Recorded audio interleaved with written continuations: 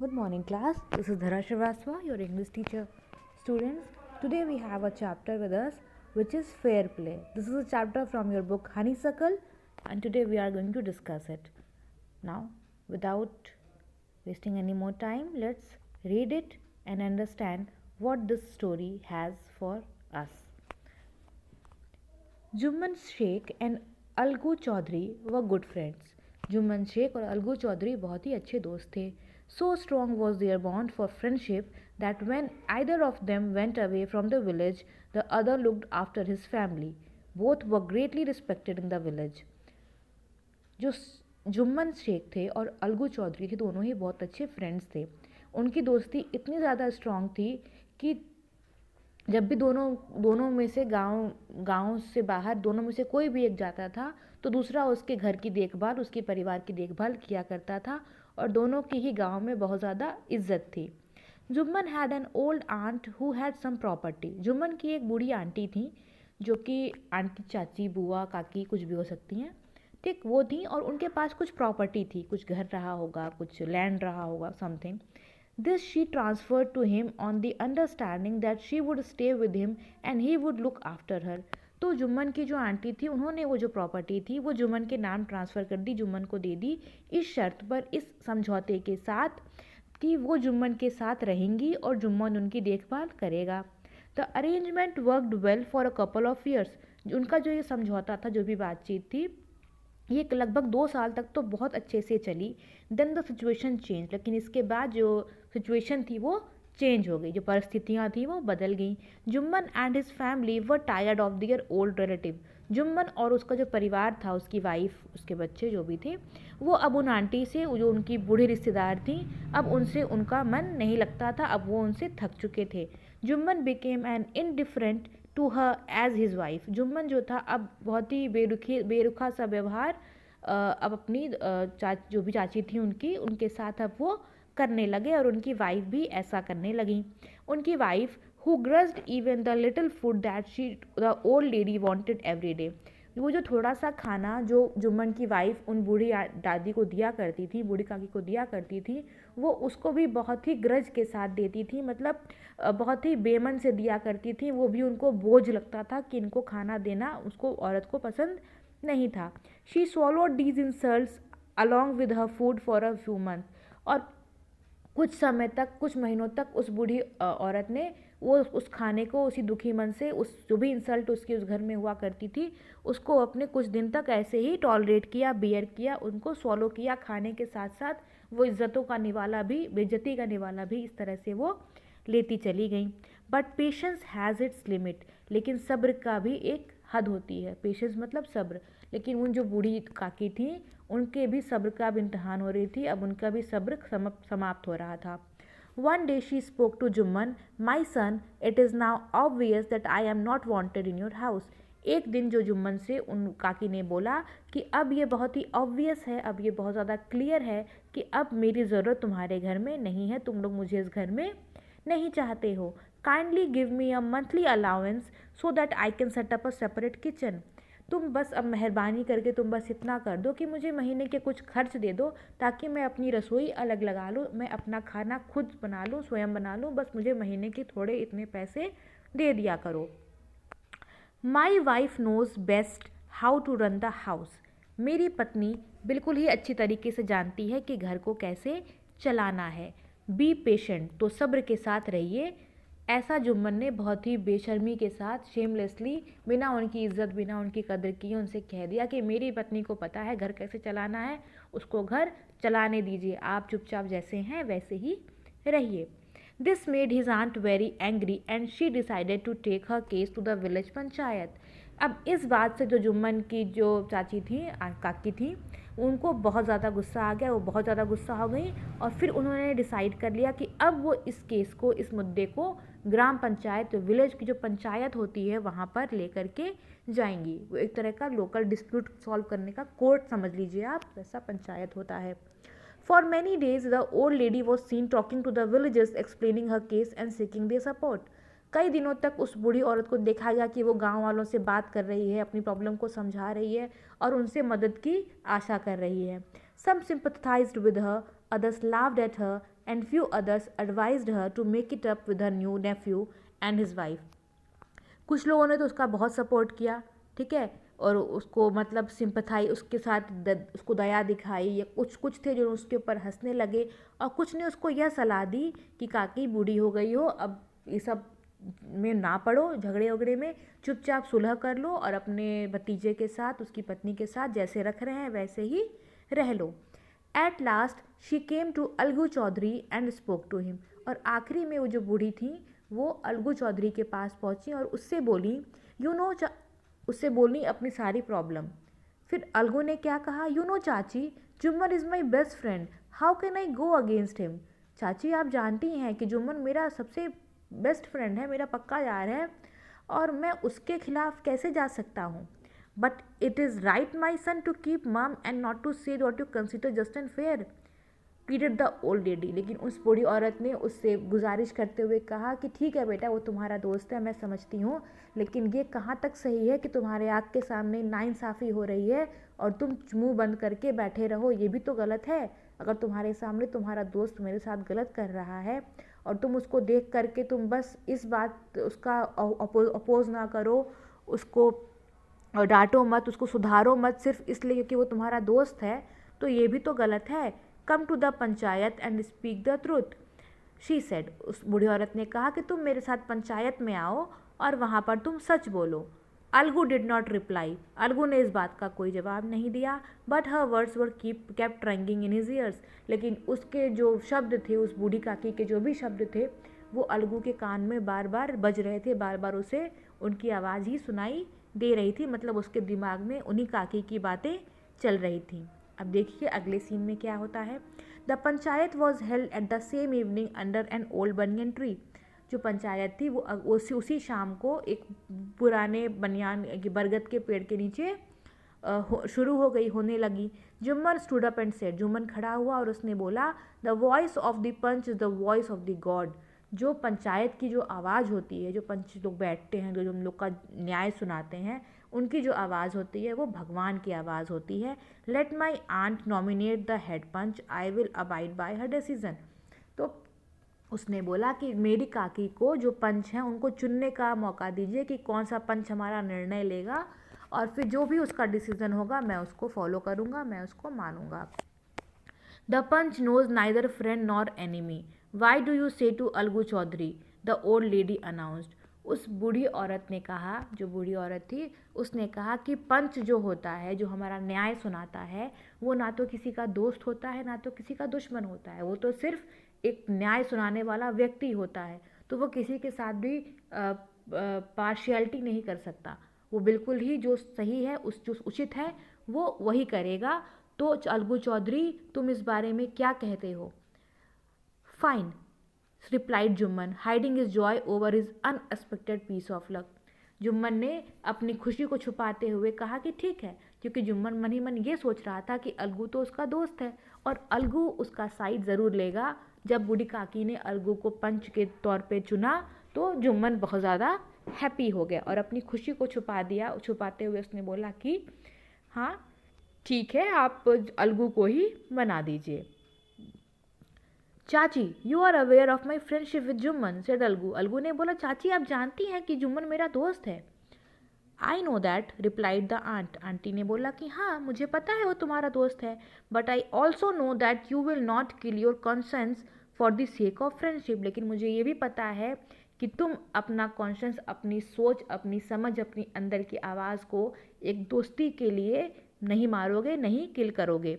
God lives in the heart of the panch. जो खुदा होता है, जो भगवान होता है, वो जो पंच होते हैं उनके दिल में बसता है, उनके हृदय में वास करता है. And his voice is the voice of the God. और उसकी जो आवाज़ आती है वो भगवान की आवाज़ होती है. And the old lady explained her case. और इसके बाद उस बूढ़ी औरत ने अपना जो मुद्दा था, अपना जो केस था, वो सबको कह सुनाया. जुम्मन सेड अलगू. अलगू ने कहा, Jumman, you and I are old friend. मैं और तुम पुराने दोस्त हैं. Your aunty is as dear to me as you. तुम्हारी आंटी भी मुझे उतनी ही प्रिय हैं जितने कि तुम मुझे प्रिय हो. नाउ आई एम अ पंच. लेकिन अब मैं एक पंच हूँ, मैं एक न्याय सुनाने वाला व्यक्ति हूँ. You and your aunt are equal before me. तो मेरे सामने तुम और तुम्हारी चाची दोनों ही एक बराबर हुई। वॉट हैव यू टू से इन योर डिफेंस, तुम्हें अपनी सफाई में क्या कहना है, ऐसा अलगू पूछता है जुम्मन से। 3 years ago began जुम्मन ने बात शुरू करते हुए कहा कि 3 साल पहले my aunt transferred her property to me, मेरी आंटी ने अपनी जो प्रॉपर्टी थी वो मुझे ट्रांसफ़र कर दी, मुझे दे दी।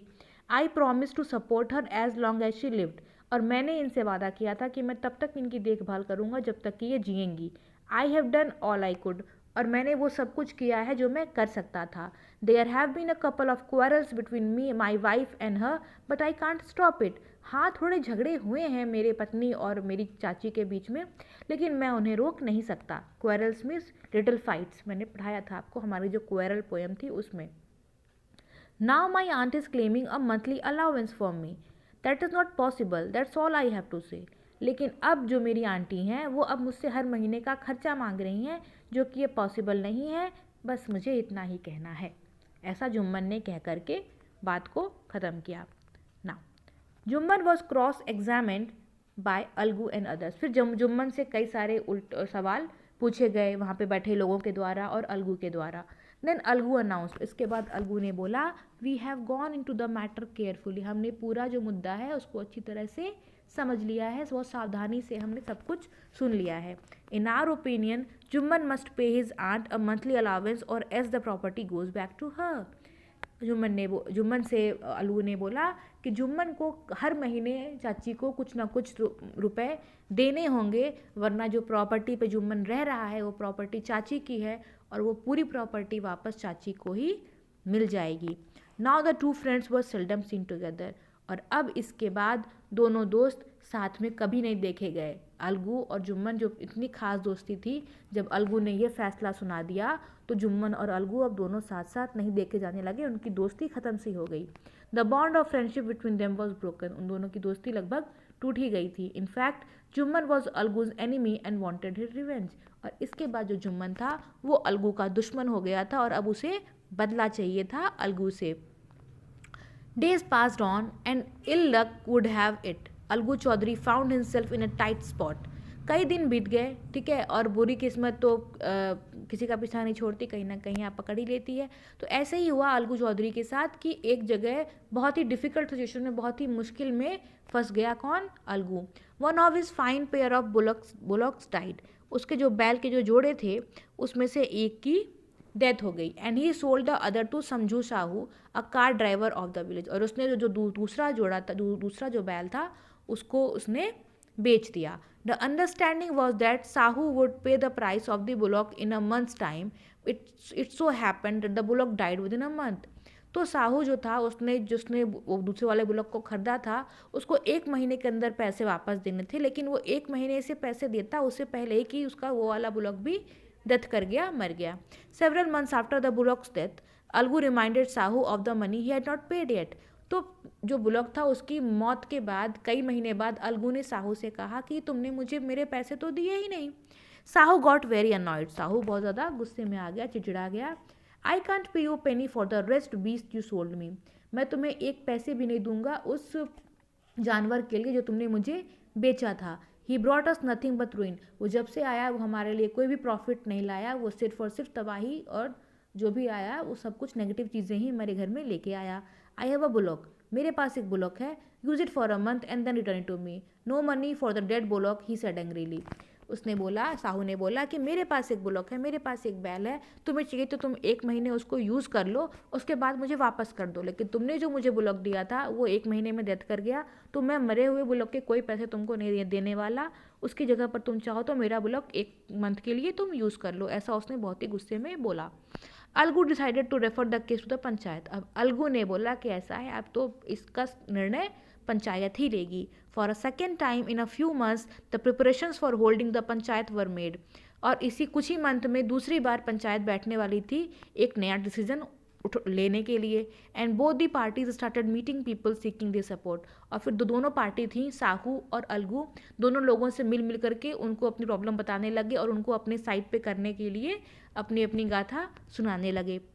The panchayat was held under the old banyan tree Algu stood up and said, "The voice of the Panch is the voice of the god. Let Sahu nominate the head of Panch. I will abide by his decision."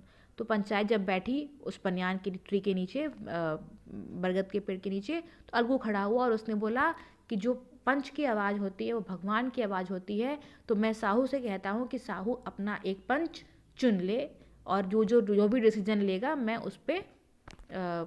उसको मानूंगा। Sahu saw his chance and propose the name of Jumman. और अब क्या हुआ, अब साहू ने बोला कि अब उस साहू ने को एक चांस दिख गया, उसको दिख गया कि जुम्मन और ये तो दो दुश्मन हैं, तो जुम्मन डेफिनेटली मेरे फेवर में बोलेगा, अलगू के अगेंस्ट बोलेगा, तो उसने जुम्मन का नाम ले लिया। अलगूज हार्ट सैंक एंड ही टर्न पेल। अब ये सुनने के बाद अलगू का जो दिल था वो एकदम डूब गया, टूट गया, और वो उसका चेहरा एकदम पीला पड़ गया। पेल मतलब पीला पड़ना।